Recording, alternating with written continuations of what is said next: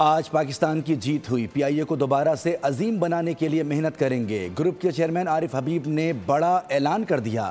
Media سے گفتگو میں کہا کہ نجکاری سے ملک میں سرمایہ کاری کو فروغ ملے گا اور بیرون ملک سے سرمایہ کار پاکستان میں سرمایہ کاری کریں گے۔ پی آئی اے کا عملہ انتہائی قابل ہے۔ نیا سرمایہ کمپنی میں لگنے سے ان کے مسائل حل ہوں گے۔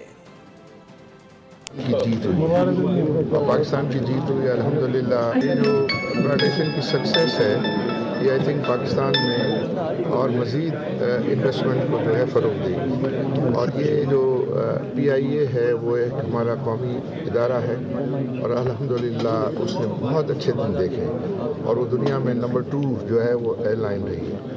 مجھے امید ہے کہ انشاءاللہ یہ نیا کیپٹل جو کمپنی کے اندر جائے گا، امپلائیز جو ہیں ان کو ہم کانفیڈنس دیں گے اور ان کے جو امپلائیز کی جو ان کی اپنی ایکسپرٹیز ہے اس کا پورا ہم فائدہ اٹھائیں گے۔ انیشیلی جو ہے وہ تو 40 جائیں گے، ابھی اس وقت جو ہے کوئی 18-19 ہیں اور اس میں سے آپریشن 13-14 ہیں۔